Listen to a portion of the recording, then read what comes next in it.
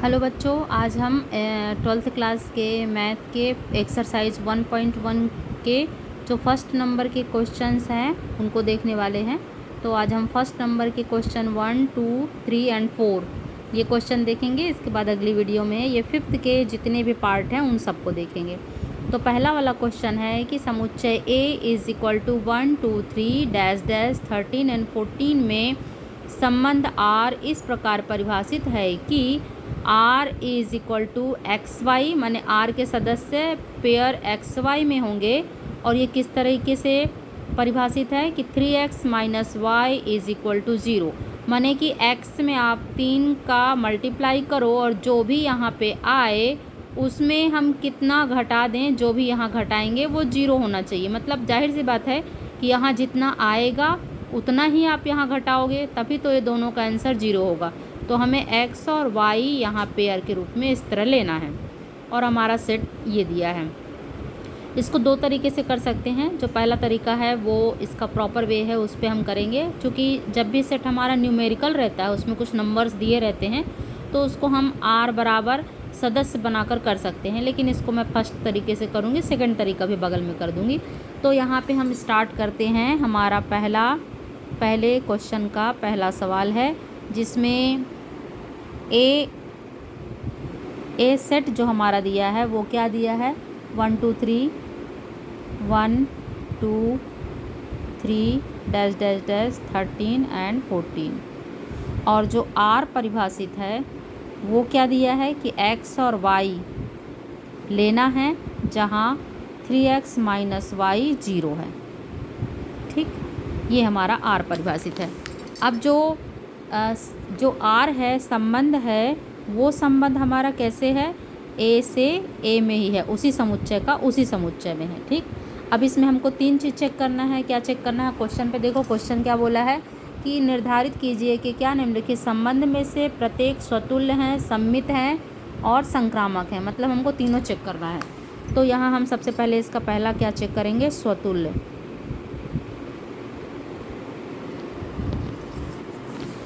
स्वतुल्य check करेंगे।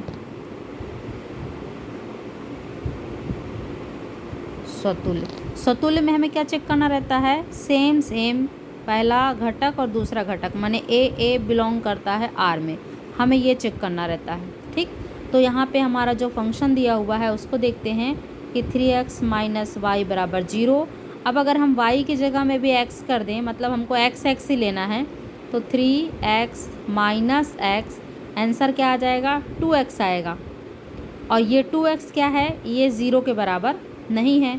इसका मतलब है कि 3x माइनस एक्स, इस पर जो डिफाइंड है वो कितना आना चाहिए, 0। तो ये तो 0 नहीं आता। तो इसका मतलब है कि x बिलोंग नहीं करता आर में। जब हम दोनों सेम सदस्य रख देते हैं तो ये जो हमारा परिभाषा है संबंध की, उस परिभाषा में x इस परिभाषा को संतुष्ट नहीं करता। तो ये क्या हो जाएगा, स्वतुल्य नहीं है। अब सेकंड हम देखते हैं सममित। सममित में हमें क्या चेक करना रहता है कि यदि a और b बिलोंग करता है R में तो b और a भी बिलोंग करना चाहिए R में, ये हम चेक करेंगे। ठीक है, तो मान लेते हैं कि माना चूँकि हमारा सवाल xy का है तो मैं a b की जगह xy ले रही हूँ कि xy बिलोंग करता है R में। हम ये मान के चलते हैं कि xy बिलोंग करता है R में। फिर हम लास्ट में ये दिखाने की कोशिश करेंगे कि क्या BA माने yx भी बिलोंग करता है R में। अगर हाँ तो फिर ये सममित है, और अगर नहीं तो ये सममित नहीं है। तो यहाँ xy बिलोंग करता R में, तो दिस इम्प्लाइज दैट अगर xy बिलोंग करता है R में तो इस जो ये परिभाषा है संबंध की, इसको ये संतुष्ट करेगा। मतलब कि 3x माइनस वाई बराबर 0 होगा। अब अगर हम इसे थोड़ी देर के लिए पलटा दें कि 3x माइनस वाई बराबर 0 है। अब अगर हम यहाँ इसको, चूँकि ये अंडरस्टूड है कि किसी भी संख्या में आप 3 का गुणा कर दें, फिर उसमें आप उसी संख्या को घटा दें जो यहाँ आया है, तो 0 होगा ही। लेकिन अगर आप यहाँ जो लिखा है उसे यहाँ कर दें और इसे यहाँ कर दें तो ये 0 कभी नहीं होगा, ये अंडरस्टूड है। तो जो चीज़ें अंडरस्टूड होती हैं उसको हम ऐसे ही लिख देते हैं कि यह है सम्मित नहीं है, मतलब कि 3y माइनस एक्स बराबर 0 नहीं होगा। लेकिन जब हम ऐसे डायरेक्ट लिख देते हैं कि यह सम्मित नहीं है तो उसे हमें यहाँ एक्सप्लेन करना पड़ता है एग्जाम्पल के माध्यम से। या तो दो तरीके हैं, आप इस तरीके से स्टार्ट करो और लास्ट में ला दो कि 3y minus x equal to हमारा आंसर नहीं आ रहा है। और अगर वो शुरू में ही अंडरस्टूड है कि ऐसा करने से हमारा आंसर नहीं आएगा, यानी हमारा जो संबंध है वो परिभाषित जो संबंध है वो संतुष्ट नहीं होगा वाई एक्स करने से, हम पहले से ही जान रहे हैं देख के ही, तो हम पहले ही कह देंगे कि ये सम्मित नहीं है। लेकिन इतना काफ़ी नहीं होता है, उसे हमें एग्जाम्पल से उसे संतुष्ट करना पड़ता है, एग्जाम्पल से दिखाना पड़ता है कि यदि आपने x की जगह 1 रखा है तो आपके समीकरण के हिसाब से 3x माइनस वाई के हिसाब से y कितना आएगा। अगर 0 होता है तो y कितना आएगा, 3 इंटू 1, 3 में 1 मल्टीप्लाई करेंगे तो यहाँ 3 नहीं घटाएंगे तभी 0 आएगा। मीन्स आपका y कितना आ गया, 0। तो यहाँ x बराबर 1 रखते हैं तो आपको y बराबर क्या मिलता है, 3। अब इसे पलटा दीजिए कि यदि हम y की जगह, यहाँ x की जगह 1 रखा था और y की जगह 3 आया था, अब इस 3 को यहाँ रखेंगे और इस 1 को यहाँ रखेंगे, फिर देखते हैं क्या आंसर आता है। तो x की जगह अब की बार 3 रखते हैं और y की जगह 1 रखते हैं, ठीक। तो क्या आंसर आ जाएगा, 3x माइनस वाई, यहीं पे हम पुट करते हैं। तो 3x की जगह पे हम क्या रख रहे हैं, 3, और y की जगह पे क्या रख रहे हैं, 1। जस्ट इट पलट दिया है, 3x माइनस वाई में x की जगह 1 है, y की जगह 3 है, तो 3 को यहाँ कर दिए हैं और 1 को यहाँ कर दिए हैं, माने 3x माइनस वाई की जगह 3y माइनस एक्स, ये हमने किया है यहाँ पे। तो इसका आंसर कितना आएगा, 9 माइनस 1 मतलब कि 8 आएगा, ठीक है। चूँकि ये 8 क्या है, 0 के बराबर तो नहीं है, तो इसका मतलब ये हुआ कि जब हम 3y माइनस एक्स करते हैं तो ये 0 नहीं आता। 3x माइनस वाई 0 दिया है, लेकिन अगर 3y माइनस एक्स करते हैं तो ये 0 नहीं आता, 8 आता है। इसका मतलब है कि y x बिलोंग नहीं करता R में, और इसीलिए ये क्या है, सम्मित नहीं है, ठीक। अब इसके बाद थर्ड वाला पार्ट जो है, थर्ड वाले पार्ट को मैं यहाँ पे कर रही हूँ। थर्ड वाला पार्ट जो है वो संक्रामक है। संक्रामक के लिए हमें क्या सिद्ध करना पड़ता है, यदि A और B बिलोंग करता है R में तथा B और C बिलोंग करता है R में, तो दिस इम्प्लाइज दैट A और C भी बिलोंग करेगा R में। अगर ये सिचुएशन प्रूफ हो जा रही है, ये सिचुएशन इस संबंध में आ रहा है, तो वो संक्रामक है। तो इसके लिए हम यहाँ स्टार्ट करते हैं कि माना एक्स वाई बिलोंग करता है R में तथा वाई जेड बिलोंग करता है R में। अब अगर एक्स वाई बिलोंग करता है R में तो हमारा परिभाषा क्या है, 3x माइनस वाई बराबर 0 होगा, तथा वाई जेड अगर R में बिलोंग करता है तो हमारा जो संबंध का परिभाषा है उसके हिसाब से 3y माइनस जेड बराबर 0 होगा। जब भी आपको संक्रामक सिद्ध करना हो तो आपको ये दो चीज़ें मान के चलते हैं और फिर लास्ट में x और z को ले आते हैं। अब हम x और z कैसे लाएंगे, x और z लाने के लिए y को एक जगह से स्किप करना पड़ता है और उसकी वैल्यू दूसरे में रखनी पड़ती है। ये इसका मेथड ही है। जब भी आप संक्रामक सिद्ध करना चाहें तो उसके लिए हम एक समीकरण से y की वैल्यू निकालते हैं और उसको दूसरे समीकरण में रख देते हैं। तो यहाँ से हम y की वैल्यू निकालेंगे तो y बराबर कितना आ जाएगा, 3x इधर चला जाएगा, या y इधर चला गया तो 3x आएगा आंसर, 3x। अब इस वैल्यू को, यह मान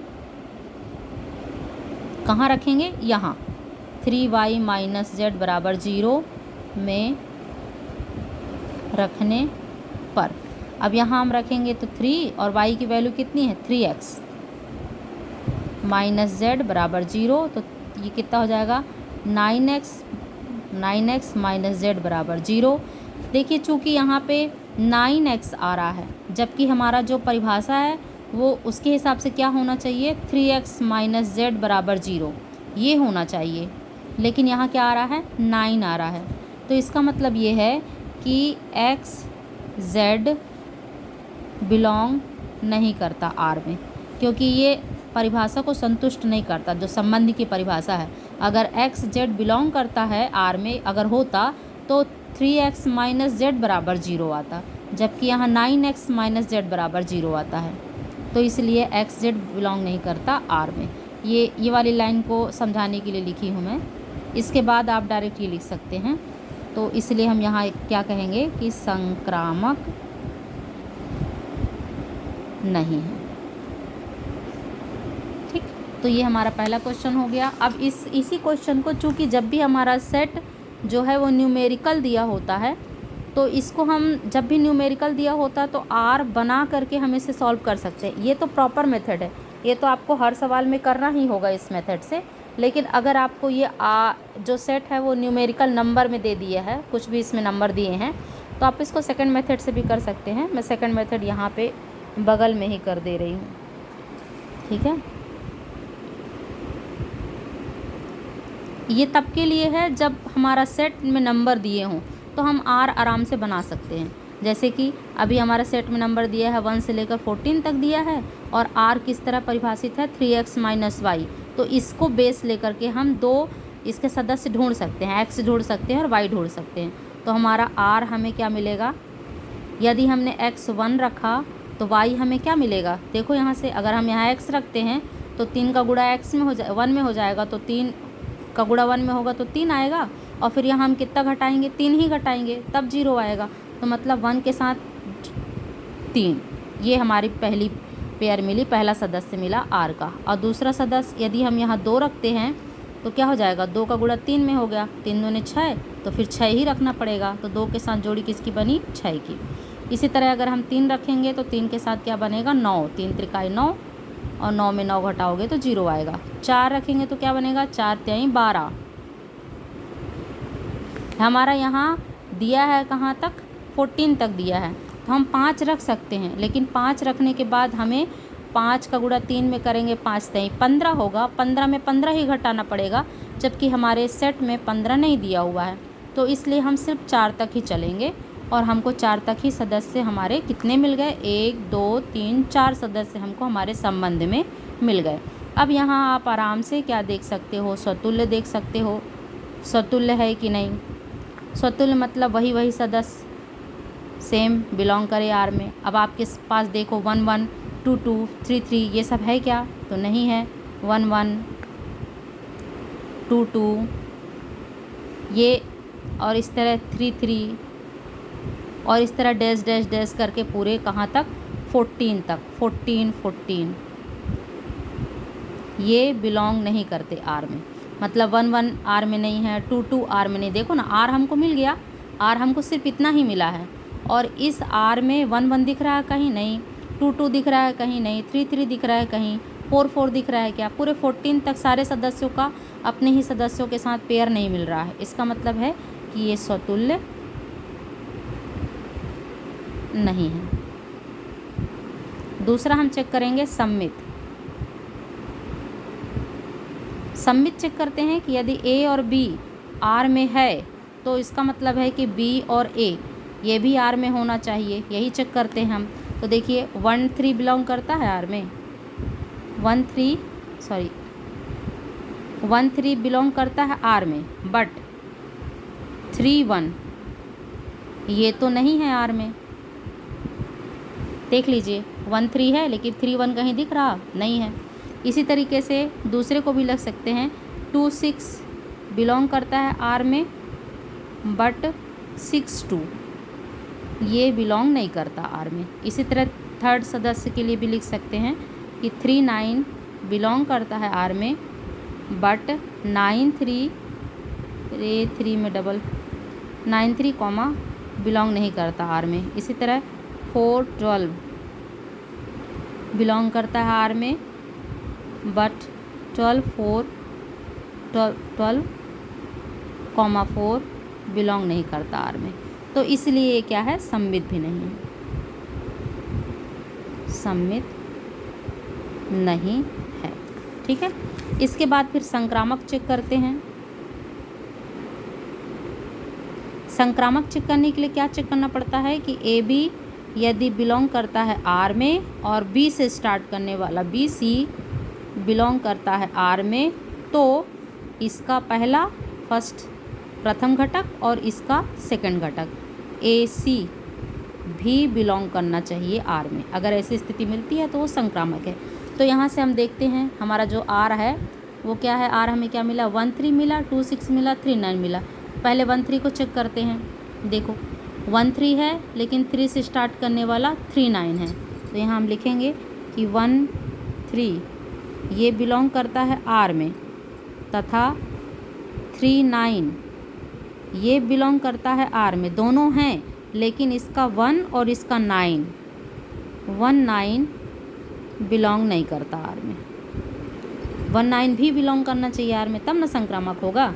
तो यहाँ 1 3 तो है आर में और 3 9 भी है आर में, लेकिन 1 9 नहीं है आर में, तो ये संक्रामक नहीं है। इसी तरह से आगे सदस्य के लिए भी हम लिख सकते हैं।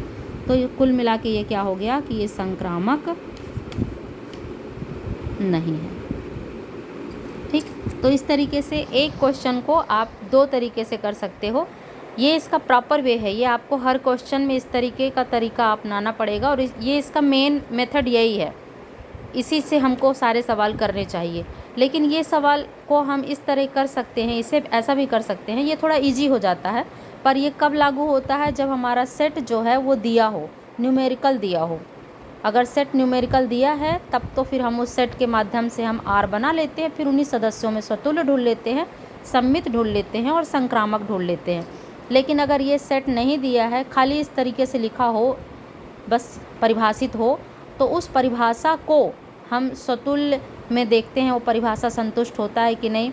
सममित में देखते हैं कि सममित में वो ये वाला परिभाषा जो संबंध का दिया है वो सममित के सदस्यों के लिए संतुष्ट हो रहा है कि नहीं, मतलब कि एक्स वाई के लिए संतुष्ट हो रहा है तो वाई एक्स के लिए भी वो संतुष्ट हो रहा है कि नहीं। इसी तरह हम संक्रामक के लिए भी देख लेते हैं कि संक्रामक के लिए वो ए बी के लिए संतुष्ट हो रहा है, बी सी के लिए संतुष्ट हो रहा है, तो ए सी के लिए भी संतुष्ट हो रहा है कि नहीं। संक्रामक को करने का एक ही तरीका है कि यदि एक सदस्य आप ले लिए, वो उसको संबंध में परिभाषित कर दिए, दूसरा सदस्य ले लिए उसे भी संबंध में परिभाषित कर दिए। अब यहाँ से y की वैल्यू उठा के यहाँ रख देना है, तो वो z और x का संबंध आ जाएगा। फिर हम देखेंगे कि वो z और x का संबंध आया है वो हमारे परिभाषा को संतुष्ट कर रहा है कि नहीं। तो इस तरीके से सवाल है। नेक्स्ट सवाल हम और अगली वीडियो में बनाएंगे।